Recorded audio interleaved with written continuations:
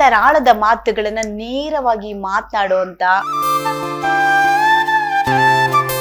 Daring dashing rebel and one and only is our Chitrali. ಪ್ರಬುದ್ಧವಾದಂತ ಮಾತುಗಳನ್ನ ಎಲ್ಲರ ಜೊತೆ ಹಂಚ್ಕೊಳ್ಳೋದಕ್ಕೆ ದಿಲ್ ಬೇಕು. ಆ ಎದೆಗಾರಿಕೆ ಅನ್ನೋದು ನಿಮ್ಮಲ್ಲಿ ಹೇಗ್ ಬಂತು? ಆಕ್ಚುಲಿ ಅಂದ್ರೆ ಎಲ್ಲಾ ಮನುಷ್ಯರು ಇದೇ ತರ ಇರ್ಬೇಕು.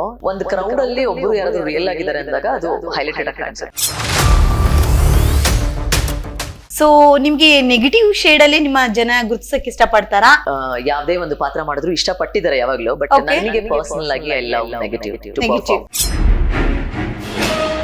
ಹಾಗಾದ್ರೆ ಎಲ್ಲವೂ ಕೂಡ ಸ್ಕ್ರಿಪ್ಟೆಡ್ ಅಂಡ್ ಪ್ಲಾನ್ಡ್. ಯಾವ ಕಂಟೆಸ್ಟೆಂಟ್ಸ್ ಇದ್ರ ಬಗ್ಗೆ ಓಪನ್ ಆಗಿ ಮಾತಾಡಲ್ಲ, ಯಾರು ಮಾತಾಡಲ್ಲ. ಸೊ ಅವರಿಗೆ ನಿರ್ಬಂಧಗಳು ಜಾಸ್ತಿ, ನಿರ್ಬಂಧಗಳಿರುತ್ತೆ, ಕಾಂಟ್ರಾಕ್ಟ್ ಸೈನ್ ಮಾಡಿರ್ತಾರೆ, ಸೊ ದೇ ಕಾಂಟ್ ಸ್ಪೀಕ್. ಯಾವ ಲೆವೆಲ್ಗೆ ಇದು ಟಾಕ್ಸಿಸಿಟಿ ಅನ್ನೋದು ಕಾಡ್ತಾ ಇದೆ? ಮಾಡಿದ್ರೆ ಒಳ್ಳೇದು, ಮೆಂಟಲ್ ಇಂಪ್ಯಾಕ್ಟ್ ಆಗ್ತಿದೆ ಎಲ್ರಿಗೂ. ಟಾಕ್ಸಿಸಿಟಿನ ನೆಗೆಟಿವಿಟಿನ ಎಂಟರ್ಟೈನ್ಮೆಂಟ್ ಅಂತ ತಗೋತಿದ್ದಾರೆ ಯಂಗ್ಸ್ಟರ್ಸ್. ನನಗೆ ಏನ್ ಬೇಜಾರಾಗಿದ್ದು ಅಂದ್ರೆ ಅವ್ರ ಕಣ್ಣು ಮುಂದೆನೆ ಎಲ್ಲ ನಡೀತಲ್ಲ, ಒಂದು ಮಾತು ಕೇಳಬಹುದಿತ್ತು ಅಂತ ಅಷ್ಟೇನೆ. ಏನ್ ಲಾಭ ಏನ್ ನಷ್ಟ?